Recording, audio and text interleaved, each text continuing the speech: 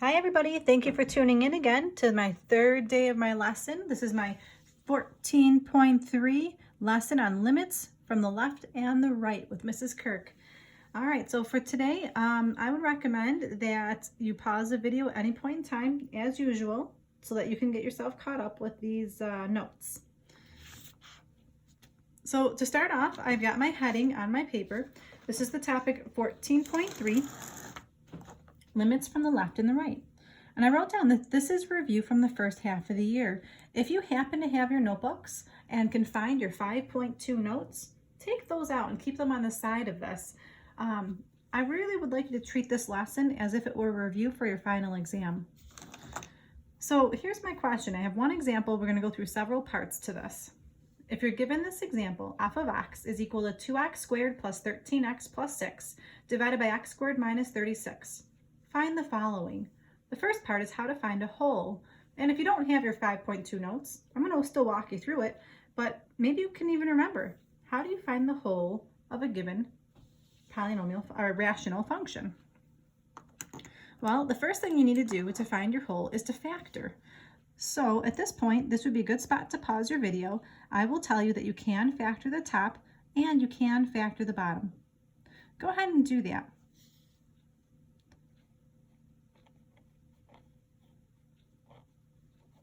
So on the side of my paper, I just wrote down, I'm going to simplify this. So I'm going to factor the top. It's going to go into 2 parentheses, and the bottom is also going into 2 parentheses. I'll do the harder part for you while you're thinking. And again, pause the video if you'd like. The bottom is a dots question. X plus 6, x minus 6. I know, I did the easier part. Now the harder part is the numerator. Let's see, I'm going to use that guess and check strategy. So factors of 2x squared are 2x and x. There's no other possibilities. Now there's a little tip here. Factors of 6, you can use 2 and 3, or you can use 6 and 1. My strategy is it's usually not 6 and 1. It's usually not 1 in itself. So I would like to try 2 and 3 first. Another tip is that you can never have 2 even numbers in the same set of parentheses. So if I was going to use 2 and 3, I'd have to put the 3 here and the 2 here. Well, if I check this, the inners would give me 3x, the outers would give me a 4x. Could a 3x and a 4x ever add up to 13x?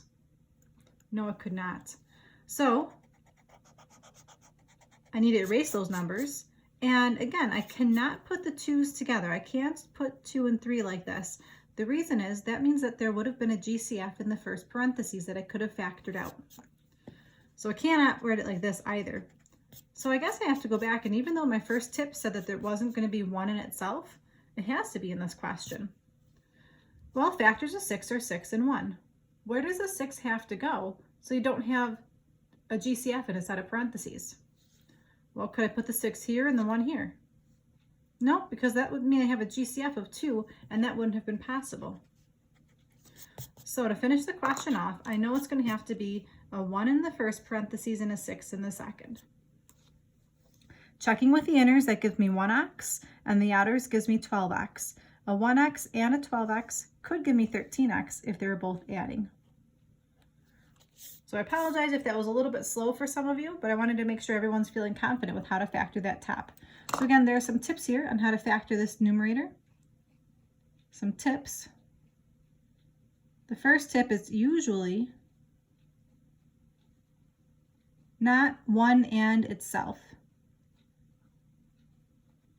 And the second tip is you can never have GCFs in the same parentheses. Like I said, if you have a GCF in the same parentheses, that means you could have taken out a GCF in the original problem. Okay, so where am I going with this? I still need to simplify, so the x plus 6's can cancel. And I'm left with 2x plus 1 over x minus 6. So that's really what f of x reduces to be.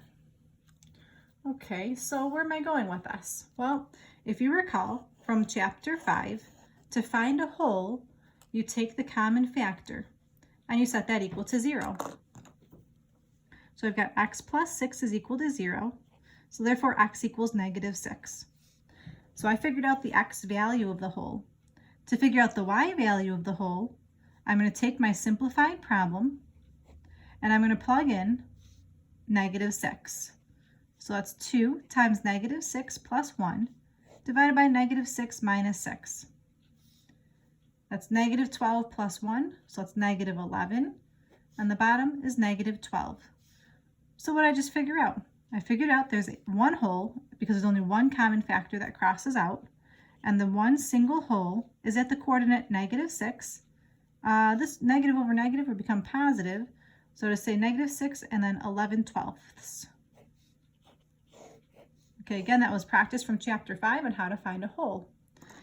Part B. This is all going to be a review from chapter 5, and this is a review for our final exam. Again, if I'm moving too quick, feel free to pause the video at any point in time. So part B is to find the vertical asymptote, VA. So let's refer back to your chapter 5 notes on how you can do that. So pause the video and see if you can find the vertical asymptote of this problem. I'm going to keep on going. The strategy here is to take the denominator and set that equal to 0. So I'm going back to the simplified problem, and I'm going to take my denominator, which was x minus 6, and I'm going to set that equal to 0. So therefore, there's a vertical asymptote at x equals 6. I'm just going to go ahead and highlight how to do these things. Got my fancy Nancy highlighter again. Thank you, Ellie, for letting me borrow it. Question, part C. Find the horizontal asymptote. So if you recall from chapter 5, there were 3 different strategies for horizontal asymptote, and they all had to do with comparing the degree on top with the degree on the bottom. So if I look at this question, and again, look back at your chapter 5 notes here, what can I say about the degree on top and the degree on the bottom? Well, the degree on top is a 1, it's an exponent of 1, and the degree on the bottom is also 1. So what was that rule again? If the degree of the numerator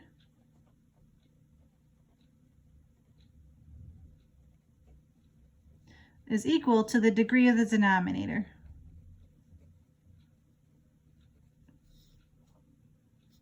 You got it. Therefore, the equation of the horizontal asymptote is leading coefficient over leading coefficient. So how do I apply that to this question? Well, it's y equals the leading coefficient on the numerator is the number in front of the x. In this case, it's the number 2. The leading coefficient in the denominator is also the number in front of x, which in this case is 1. So the horizontal asymptote is at y equals 2. Okay, again, I'm going to take my fancy Nancy highlighter and just highlight the concept right there that I used on how to find the horizontal asymptote. I notice it's smeared a little bit, so I'm just going to kind of go around. Okay, hopefully you're following along nicely. And again, pause the video if you need to. Here's my part D. Find the x-intercept. How do you find the x-intercept again? Good, you set y equal to 0. So again, I'm going to highlight that. So I'm going to use my simplified problem, and in place of the y, I'll put in a 0. Let's see. So my original question, my simplified question was f of x is equal to 2x plus 1 over x minus 6. So I'm plugging in 0. 0 equals 2x plus 1 over x minus 6. I'll put that 0 over 1 and do some cross multiplying. So I'm left with 2x plus 1 is equal to 0. If I solve this for x, I would subtract 1 and divide by 2. So I get x equals -1/2. So I just figured out that there's an x-intercept at -1/2, comma 0. So again, this was the x-intercept. So these notes are a review from earlier in the school year so far, and it's just going to help us get ready for our final exam here. And they will tie into limits in just a moment. Part E is the y-intercept. Well, if to find the x-intercept, you set y equal to 0. To find the y-intercept, you set x equal to 0. grab my highlighter and just highlight that main idea. Okay, so I'm going to take my simplified problem, which was f of x, and in place of x, I'll put in 0. So f of 0, I'll just do that. 2 times 0 plus 1 over 0 minus 6. That simplifies to the fraction -1/6. So my coordinate would be 0, comma, -1/6. So that is the y-intercept. Back up here, this was the horizontal asymptote. Okay, now part F. Is this continuous?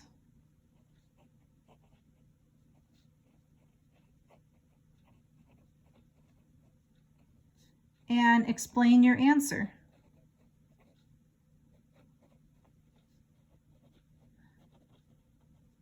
So as a recap, for something to be continuous, you should be able to draw it without picking your pencil off the paper in one continuous motion. What do you think? Would this graph be continuous? I agree, it definitely would not. You've got a vertical asymptote, you've got a horizontal asymptote, and you have a hole. So straight off the bat, I know I cannot say this is continuous, so I would say no. Because there are holes and asymptotes. So there's no way I could draw this graph without picking my pencil off the paper. Okay, here's my part G. Let's actually draw the graph. And I'm not using graph paper today. I'm just going to draw it right here on my notebook paper. And I'm going to start by drawing a set of axes. And we'll walk through this together. So here's my axes coming in.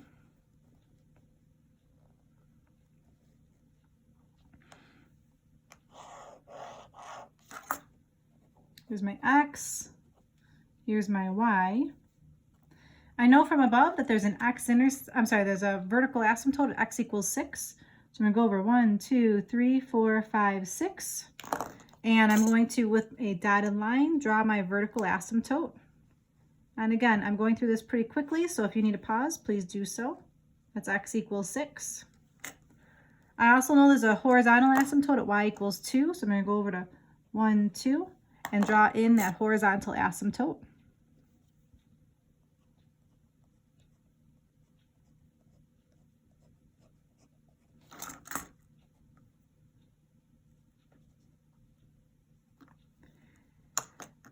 I know that there's a x-intercept at the fraction -1/2, comma 0. So let's see, -1/2, comma 0. -1/2, comma 0 would be roughly right here. And I know there's an intercept at 0, -1/6.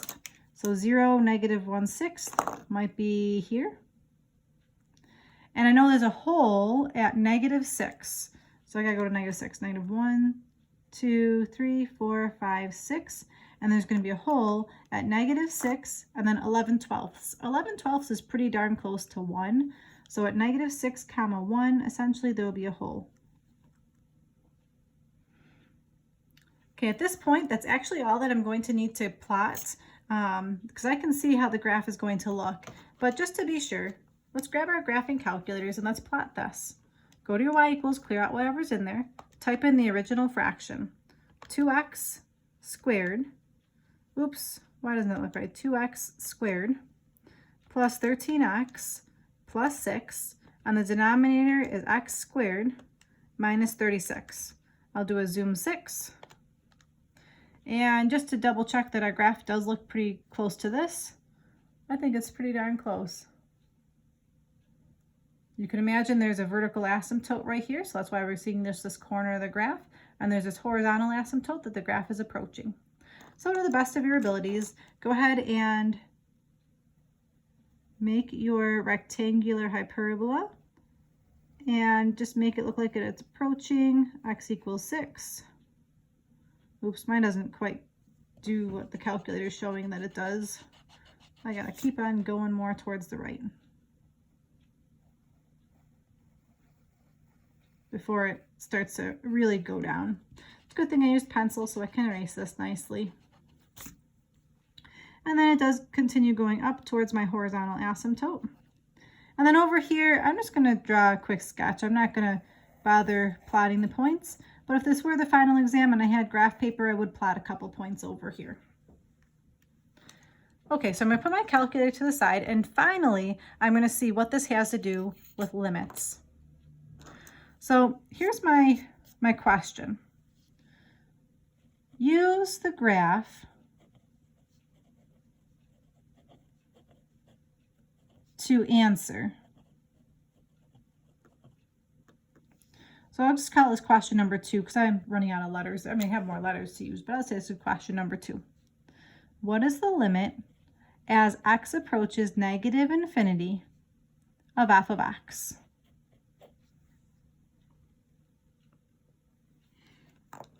Okay, so if I were to think about this, I'm looking at this graph, and this is asking me, the limit means the y value.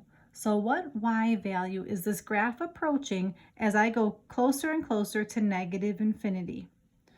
All right, let's follow the graph. Negative infinity is going to be way over here someplace. So if I were to follow the graph until it gets closer and closer to negative infinity, what y value is this graph approaching? Well, the y value that the graph is approaching is this asymptote. So we've got the answer there to be 2. Question number 3. What is the limit as x approaches 6 slightly positive of f of x? So again, the limit means the y value. And this, from yesterday, as you recall, this means from the right-hand side of 6. So if you go from the right-hand side of 6, here's my x equals 6. I drew that in nicely. So which graph is on the right-hand side? This graph is. So if I follow this graph as it gets closer and closer to x equals 6, what y value is this graph approaching? Does this graph ever stop going up? No, it doesn't. As the graph approaches 6, this graph is going to go up forever. So what y value is it approaching? It's approaching infinity.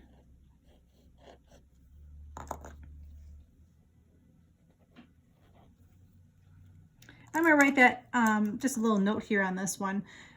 So the reason I know the answer is infinity here is because the graph increases to infinity as the x values approach 6 from the right.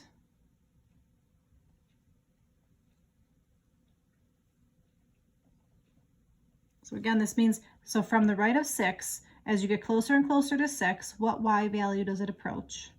It approaches infinity. Okay, my question number 4.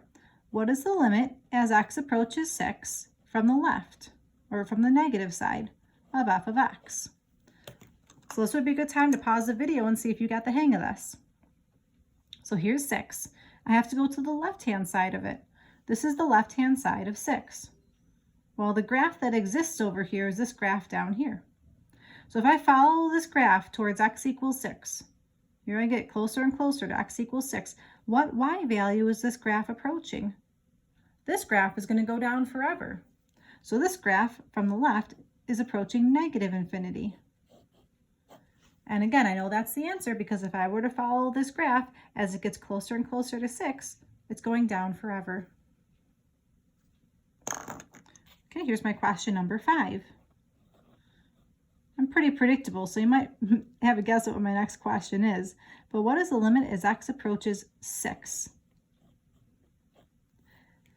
Just plain old 6. So I'm really testing, do you remember what you learned yesterday? As x approaches 6, what could the limit possibly be? Take a guess. Did you say DNE for does not exist? If you did, you're correct. Why doesn't it exist? Well, from the left, the graph is approaching negative infinity, and from the right, the graph is approaching positive infinity. Those numbers are not the same. So I'll just write down as a reminder here, it does not exist because the limit as x approaches 6 from the left does not equal the limit as x approaches 6 from the right. And the last question I want to think about for today, question number 6, what is the limit as x approaches negative 6 of f of x? And now would be a good time to pause the video and see if you can come up with an answer, and then I'll regroup with you in just a moment. So as x approaches negative 6, what y value does the graph approach? I'm going to keep on going. So here's negative 6 right here where my pen is. So from the left, that's this side, as I approach negative 6, it gets closer to this hole. From the right, as I approach negative 6, it approaches this hole. It doesn't matter from the left or the right. They both approach this hole. What was the y value at that hole? 11/12. Remember, a limit is just telling us the y value that a graph is approaching. Thank you so much for tuning in today. I hope that this made sense. And again, feel free to go back and watch the video to make sure you've got your notes copied correctly. Today's homework, we're looking at homework 14-3. It's on page 917, questions 13 to 73, every other odd. The answers are on AN 103. Thanks for tuning in today. This is Mrs. Kirk. Until next time, have a great day. Bye-bye.